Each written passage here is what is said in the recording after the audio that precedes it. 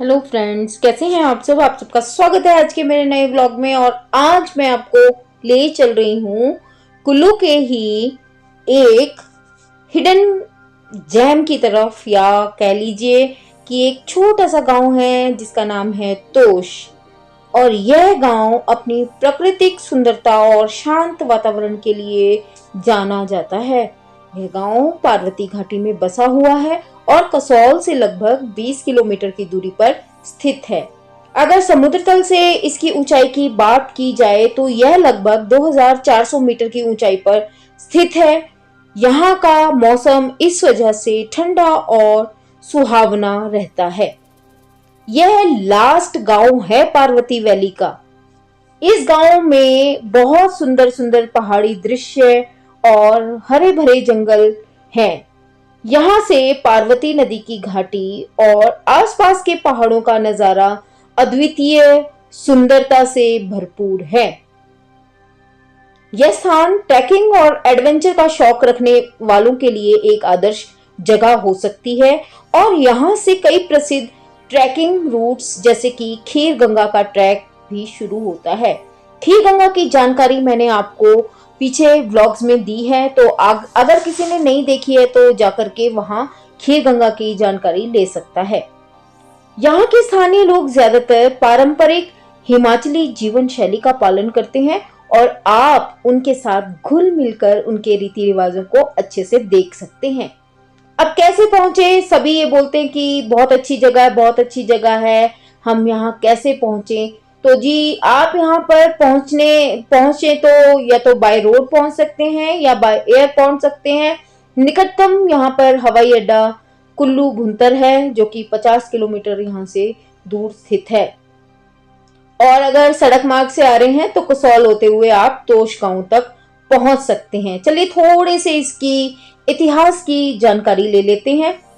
तोश गांव की संस्कृति पारंपरिक हिमाचल जीवन शैली से प्रेरित है। यहाँ के लोग कृषि और पशुपालन जैसे कार्य करते हैं और उसी पर निर्भर रहते हैं। यहाँ के जो स्थानीय लोग हैं वो ज्यादातर हिंदू धर्म का पालन करते हैं। यहाँ पर बहुत छोटे छोटे मंदिर भी हैं, जिनमें से कुछ पारंपरिक देवताओं को समर्पित हैं, या कह लीजिए कि यहाँ के जो लोकल देवता हैं उनको समर्पित है। गांव में आपको हिमाचली वास्तुकला के पुराने घर देखने को मिल जाएंगे, जो पत्थरों और लकड़ी से बने होते हैं। यहाँ की संस्कृति में लोक संगीत और नृत्य का महत्वपूर्ण स्थान है, जिन्हें विभिन्न त्योहारों पर आयोजित किया जाता है। यहाँ प्राकृतिक सौंदर्य चारों तरफ देखा जाता है। गांव के चारों ओर घने देवदार और चीड़ के पेड़ों के घने जंगल हैं, जो इसे एक हरे भरे परिदृश्य में तब्दील कर देते हैं। पार्वती नदी इस गांव के पास से गुजरती है, जो ट्रैकिंग और कैंपिंग के लिए एक आदर्श स्थान है। सर्दियों के मौसम में यहाँ बर्फबारी होती है, जिससे यह गांव एक ऐसा लगता है कि जैसे आप सपना देख रहे हैं, इतना सुंदर दिखता है। यहाँ पर ट्रैकिंग की शुरुआत होती है, ट्रैकिंग रूट्स की यहाँ से शुरुआत होती है, जो कि खीर गंगा ट्रैक के लिए मानी जाती है। खीर गंगा के अलावा यहाँ पर आप मलाना, पिन पार्वती पास और सरपास ट्रैक भी कर सकते हैं। यहीं से होकर वहां पर गुजरते हैं, जहां आपको हिमालय की विशाल चोटियां और हरे भरे जंगलों का अद्भुत नजारा देखने को मिलेगा। तोश गांव धीरे धीरे एक प्रमुख पर्यटन स्थल के रूप में उभर रहा है, लेकिन यहाँ तक पहुँचने के लिए ट्रैकिंग करना अनिवार्य है, जो हर किसी के लिए आसान नहीं है। स्थानीय लोग अभी भी अपने पारंपरिक जीवन शैली का यहाँ पालन करते हैं, इसीलिए यहाँ के रीति रिवाज और पर्यावरण का सम्मान करना भी जरूरी है। तोश गांव उन लोगों के लिए एक आदर्श स्थान है जो प्रकृति की गोद में समय बिताना चाहते हैं और शहरी जीवन की भाग दौड़ से दूर एक शांत वातावरण की तलाश में है। यहाँ जाने का सबसे अच्छा समय मौसम पर निर्भर करता है, जिसमें वहां जाना पसंद करते हैं। यहाँ पर साल भर मौसम बदलता रहता है, जिससे हर एंगल से हर मौसम में इस गांव की सुंदरता देखने को अलग अलग सुंदरता देखने को मिलती है। गर्मी के मौसम में अगर आप यहाँ जाएं तो सबसे अच्छा समय यही रहता है, क्योंककि इस दौरान तापमान भी 15 डिग्री से 25 के बीच रहता है, जो ट्रैकिंग और बाहरी गतिविधियों के लिए एक आदर्श होता है। पहाड़ों के शानदार दृश्य, हरे भरे पेड़ गर्मियों के समय अपनी पूरी सुंदरता पर होते हैं। अगर आप ट्रैकिंग, कैंपिंग या अन्य एडवेंचर गतिविधियों का आनंद लेना चाहते हैं तो यह सबसे सही समय है। मॉनसून के मौसम में कतई यहाँ ना जाएं, यहाँ पर भारी बारिश होती है, सड़कें फिसलन भरी और यात्रा बहुत कठिन हो जाती है। इस समय ट्रैकिंग भी जोखिम भरी हो सकती है, क्योंकि रास्ते कीचड़ भरे होते हैं। हालांकि बारिश के कारण प्राकृतिक सौंदर्य बढ़ जाता है, हरियाली ही हरियाली हो जाती है। अगर आप बारिश का आनंद लेते हैं और ये जोखिम उठाने की आप में क्षमता है तो आप मानसून में भी जा सकते हैं। सर्दियों का दौरान आप यहाँ जाएं तो आपको और सुंदरता देखने को मिलती है। सारा गांव सफेद चादर से ढक जाता है। यह समय उन लोगों के लिए बेहतरीन है जो बर्फ से ढके पहाड़ और ठंडी जलवायु का अनुभव करना चाहते हैं।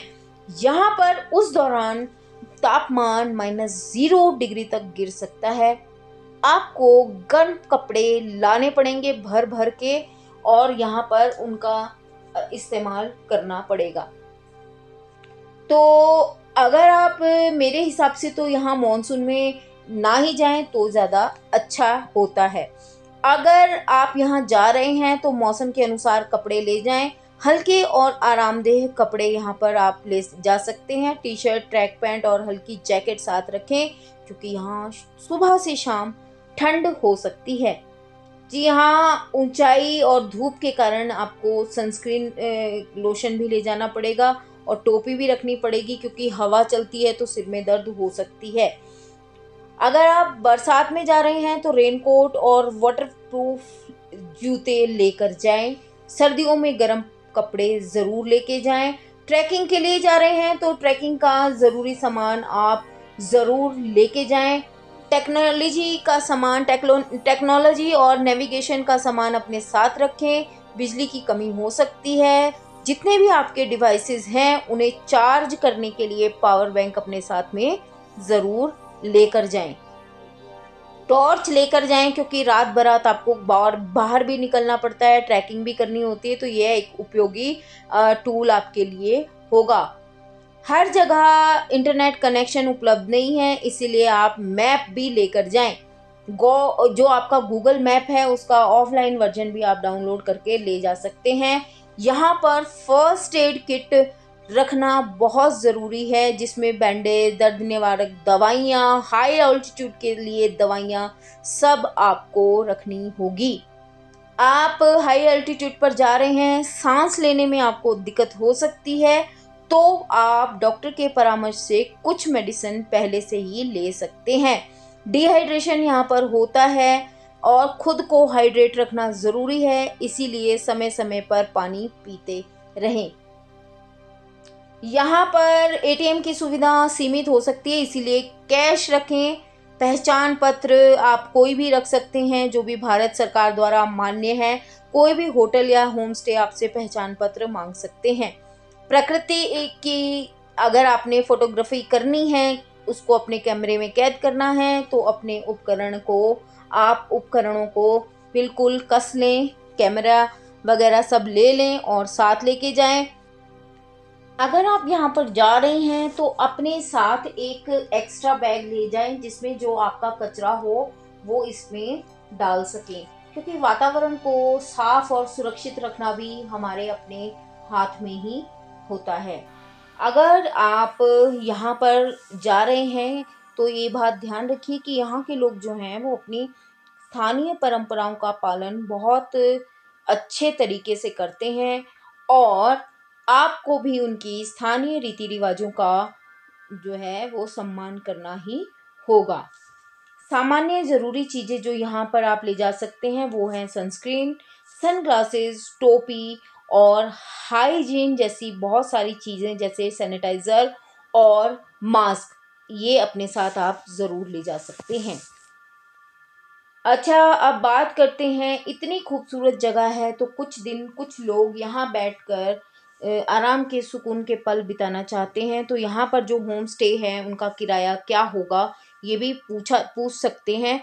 तो यहाँ अगर जो सिंपल से होम स्टे हैं जो लोगों ने अपने ही घरों में, हिमाचली घरों में खोले हुए हैं, तो उनका किराया 500 से 800 प्रतिदिन होता है। मध्यम श्रेणी के जो गेस्ट हाउस या होम स्टे होते हैं उनका 800 से 1500 रुपये प्रतिदिन होता है, जिसमें वाईफाई की सुविधा, गर्म पानी की सुविधा और कुछ बेहतरीन आरामदायक कमरे मिल जाएंगे। इसके अलावा जो प्रीमियर होम स्टे होते हैं या कैफ़े हैं उनका किराया 1500 से 3000 प्रतिदिन के हिसाब से आपको पड़ेगा, अधिक भी हो सकता है। यहाँ पर आपको बेहतर सुविधाएं और सुंदर नज़ारे देखने को मिलेंगे। कुछ जगह बर्फबारी का नज़ारा भी आपको देखने को मिलेगा। और यह सब किराया और कीमतें मौसम के दौरान, मौसम के अनुसार घटती बढ़ती रहती हैं। अगर आप ऑफ सीजन में जाते हैं तो आपको सस्ते दामों में अच्छा होम स्टे मिल सकता है, अदरवाइज इनके किराए कम या ज़्यादा कुछ भी हो सकते हैं। तो अगर आप इस तरह के वातावरण में समय बिताना, सुकून के पल बिताना, प्रकृति को निहारना, उसकी सुंदरता के बीच में जाकर आराम करना, विश्राम करना, अपने मन को शांति देना, अध्यात्म की तरफ जाना और फोटोग्राफी करना पसंद है तो आपके लिए यह एक बेहतर ऑप्शन हो सकता है। दोस्तों, कैसी लगी आज आपको मेरे द्वारा तोश गांव के बारे में दी गई जानकारी? अगर आपको आज की जानकारी बहुत अच्छी लगी तो एक प्यारा सा कमेंट मेरे कमेंट बॉक्स में कीजिएगा। मिलते हैं इसी तरह के अन्य व्लॉग में, तब तक मैं दीपशिका आपसे चाहती हूँ इजाजत। बाय बाय दोस्तों।